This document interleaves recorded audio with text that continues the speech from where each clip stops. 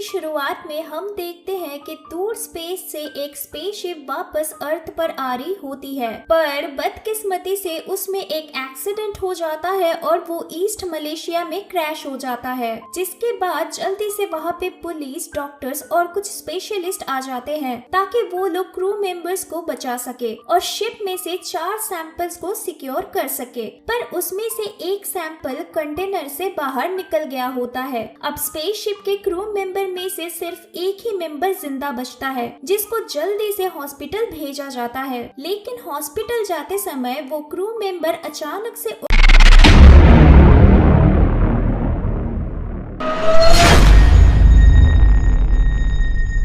उठ जाता है और अपने हाथ से ब्लैक टेंटिकल्स निकाल के ड्राइवर और डॉक्टर पर हमला कर देता है, जिसके कारण एम्बुलेंस का एक्सीडेंट हो जाता है। पर उस एक्सीडेंट में वो डॉक्टर बच जाती है, लेकिन वो पूरी तरीके से किसी चीज के कंट्रोल में होती है। अब दूर सैन फ्रांसिस्को कैलिफोर्निया में एडी ब्रोक नाम की एक आदमी को दिखाया जाता है, जो एक इन्वेस्टिगेटर रिपोर्टर होता है। अब एडी के बॉस उसे कार्लटन ड्रेक, जो लाइफ फाउंडेशन का ओनर है, उसका इंटरव्यू लेने के लिए भेजता है। इंटरव्यू से पहले वो अपनी गर्लफ्रेंड, जो कि लाइफ फाउंडेशन में ही काम कर रही थी, उसके लैपटॉप में से कुछ सीक्रेट इंफॉर्मेशन ले लेता है और इसके बाद इंटरव्यू लेने चला जाता है। बट इंटरव्यू के टाइम वो ड्रेक को एक्यूज करता है कि वो लोगों पर इल्लीगली मेडिसिन टेस्ट करवाता है, जिसको सुनने के बाद ड्रेक एडी पर गुस्सा हो जाता है और इंटरव्यू को बंद करवा देता है। एंड इसी वजह से एडी अपनी जॉब भी खो देता है और एन को भी लाइफ फाउंडेशन से निकाल दिया जाता है, जिसके चलते एन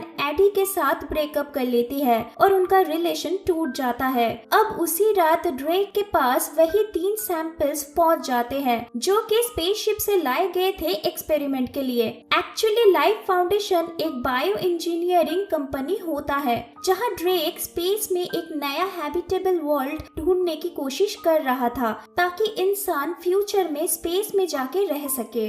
अब इधर उस डॉक्टर को दिखाया जाता है जो किसी चीज के कंट्रोल में थी। वो मार्केट में कुछ लोगों पर हमला कर देती है और फिर एक बूढ़ी औरत को अपने कंट्रोल में कर लेती है। अब 6 महीने बाद सैंपल, जिन्हें पैरासाइट या फिर सिम्बियोट बोला जाता है, उनको एनिमल के साथ टेस्ट करते हुए देखते हैं, जहां ड्रेक डोरा को, जो लाइफ फाउंडेशन की ही एक साइंटिस्ट होती है, उसे फोर्सफुली ह्यूमन ट्रायल करने के लिए बोलता है। अब इसके बाद हम एडी को देखते हैं, जो जनरल स्टोर के बाहर मारिया नाम की एक गरीब औरत को पैसे दे रहा होता है। इसके बाद सामान लेने के टाइम एक आदमी उसी शॉप में आता है और ओनर को गन दिखा के सारे पैसे लूट के चला जाता है, पर एडी उधर होते हुए भी कुछ नहीं करता है। अब उधर ड्रेक ह्यूमन एक्सपेरिमेंट करना शुरू कर देता है, जहां पैरासाइट होस्ट के बॉडी में चला जाता है। एक्चुअली इस सिम्बियोट को सरवाइव करने के लिए एक ऑक्सीजन ब्रीदिंग होस्ट की जरूरत होता है, लेकिन होस्ट इनकम्पैटिबल होने के कारण एक्सपेरिमेंट फेल हो जाता है और उस इंसान की मौत हो जाती है, क्योंकि वो सिम्बियोट किसी भी रैंडम पर्सन के साथ बॉन्ड नहीं कर पाता है। अब क्योंकि इस एक्सपेरिमेंट से इनोसेंट लोगों की जाने जा रही थी, तो डॉक्टर डोरा एडी से हेल्प मांगने चली जाती है ताकि वो ड्रेक को एक्सपोज कर सके। बट एडी डोरा को मना कर देता है कोई भी मदद करने के लिए। अब इसके बाद चलते चलते एडी एन के घर के बाहर आ जाता है, क्योंकि वो उसे बहुत मिस करता था, पर एन उससे ज्यादा बात नहीं करती है और अपने करंट बॉयफ्रेंड के साथ अंदर चली जाती है। अब इसके बाद एडी डोरा से बात करता है और हेल्प करने के लिए राजी हो जाता है। अब प्रूफ्स लेने के लिए एडी लाइफ फाउंडेशन में छिपके चला जाता है, जहां डोरा उसे बताती है कि उन्हें स्पेस में एक कॉमेट से कुछ सिम्बियोट मिला हुआ है, जिनको अर्थ पर लाया गया है एक्सपेरिमेंट करने के लिए। अब मेन लैब में जाते समय गार्ड के आ जाने के कारण वो दोनों अलग हो जाते हैं और एडी अकेले लैब में फोटोज लेने लगता है।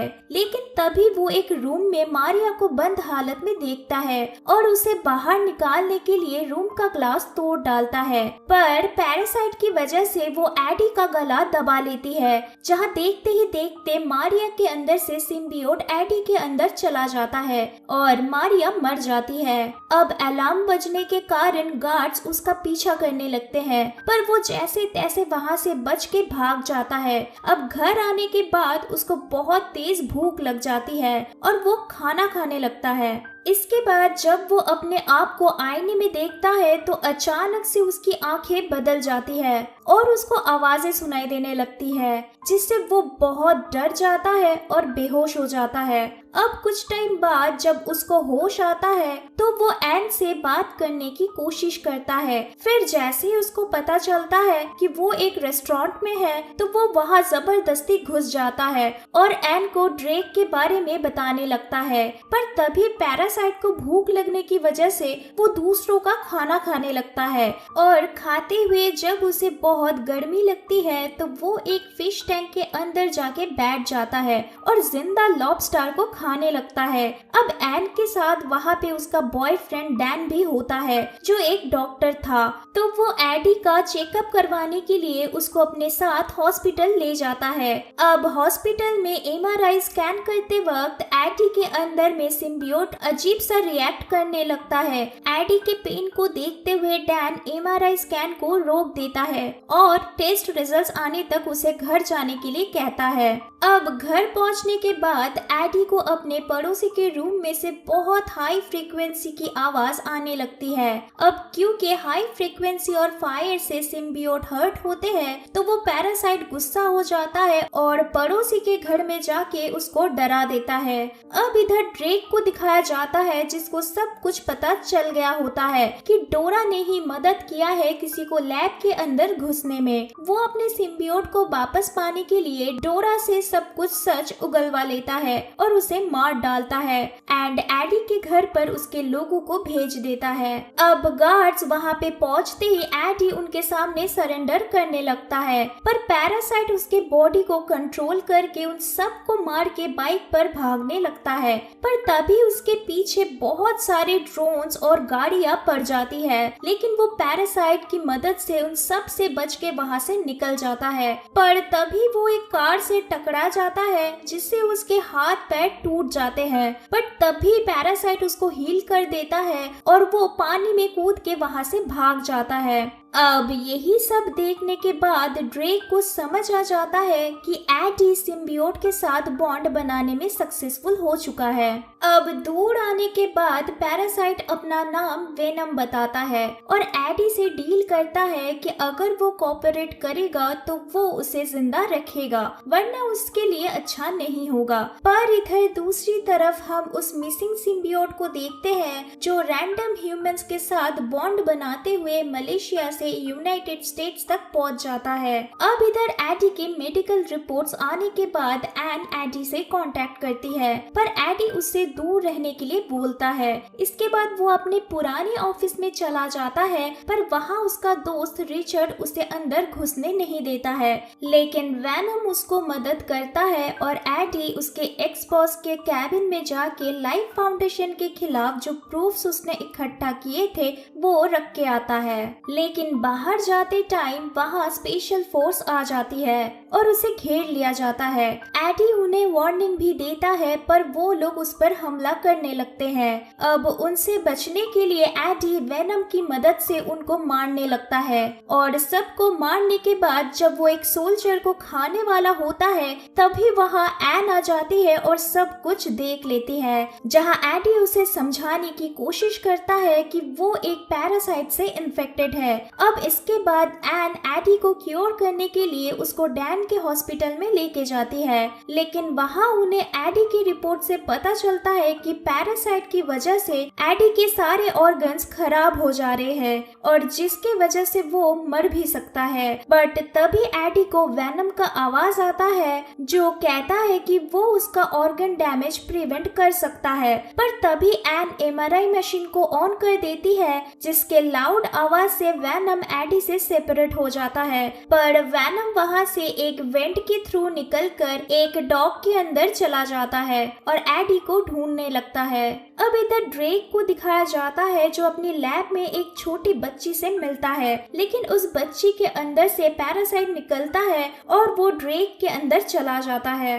अब इधर एडी को ड्रेक के लोग पकड़ लेते हैं और उसको लैब में लेके आते हैं, जहां एडी को पता चलता है कि ड्रेक के अंदर भी रायट नाम की एक पैरासाइट है जो बहुत ही स्ट्रॉन्ग है और वो वैनम का लोकेशन जानना चाहता है, लेकिन एडी उससे कुछ भी बताने से मना कर देता है, जिसके कारण ड्रेक के लोग उसको मारने के लिए जंगल में लेके जाते हैं। अब इधर वैनम उस डॉग से निकलकर एन के अंदर चला जाता है और एडी को जाके बचा लेता है। इसके बाद वैनम एन के बॉडी से निकलकर एडी के बॉडी में चला जाता है और बताता है कि वो एडी के साथ ही अर्थ पर रहना चाहता है, क्योंकि अब ये जगह उसको पसंद आने लगी है और एडी के साथ बॉन्डिंग के बाद उसका नजरिया भी बहुत बदल चुका है और इसीलिए अब वो अर्थ को बचाना चाहता है। जिसके बाद वो लोग ड्रेक और रायट के प्लान को रोकने के लिए चले जाते हैं, जिससे ड्रेक और रायट दूसरे सिम्बियोट को अर्थ पर ना ले आ पाए। अब इधर ड्रेक स्पेसशिप लॉन्च करने के लिए काउंटडाउन शुरू कर देता है और खुद स्पेसशिप को चलाने के लिए फैसला करता है। तभी उसे रोकने के लिए एक आदमी उसके अगेंस्ट जाता है, पर रायट वहाँ लोगों को मार डालता है। अब जब इसके बाद रायट स्पेसशिप में जा रहा होता है तब वैनम वहाँ आ जाता है और उससे रोकने की कोशिश करता है, लेकिन दोनों के स्ट्रेंथ में डिफरेंस होने की वजह से रायट उसे अपने अंदर एब्जॉर्ब कर लेता है। लेकिन तभी एन वहाँ आ जाती है और कंट्रोल रूम में जाके हाई फ्रीक्वेंसी वाली साउंड को ऑन कर देती है, जिससे रायट और वेनम अपने होस्ट से अलग होके नीचे गिर जाते हैं। अब प्लान फेल करने के लिए एडी ड्रेक से फाइट करने लगता है, लेकिन रायट को ड्रेक के पास जाने का मौका मिल जाता है और वो एडी पर हमला कर देता है। अब इसके बाद जब वो स्पेसशिप में चला जाता है तभी पीछे से वैनम धीरे से एडी को हील कर देता है और रायट के वेपन से स्पेसशिप को डिस्ट्रॉय कर देता है। अब एक्सप्लोजन से रायट और ड्रेक मर जाते हैं, लेकिन इधर एडी को ब्लास्ट से बचाने के लिए वैनम खुद को सैक्रिफाइस कर देता है और उसे गुड बाय बोल देता है। अब उस इंसिडेंट के बाद एडी एन से मिलता है, जहां वो दोनों वैनम के बारे में बातें करते हैं और इसी दौरान हम एडी के अंदर से वैनम का आवाज सुन पाते हैं, जिससे पता चल जाता है कि वैनम अभी भी जिंदा है और वो भी उस हादसे से बच गया था। लेकिन ये बात एडी एन को नहीं बताता है और उससे छुपा कर रखता है। अब मूवी के लास्ट में एडी वैनम को कुछ रूल्स बताता है, जहां वैनम सिर्फ बुरे लोगों को मार सकता है और बहुत कम चांस है कि वो उन्हें खा सकता है। अब इसके बाद वो लोग मिसेस चैन के शॉप में जाते हैं, जहां वही पुराना आदमी फिर से पैसे लेने आया हुआ होता है, लेकिन इस बार एडी चुपचाप नहीं रहता है। वो लोग उस आदमी के पास जाते हैं और उसको खा के वहाँ से निकल जाते हैं। दोस्तों, अगर ये वीडियो आपको पसंद आई तो चैनल को सब्सक्राइब और वीडियो पर लाइक एंड कमेंट करना मत भूलिएगा। मिलते हैं नेक्स्ट वीडियो में।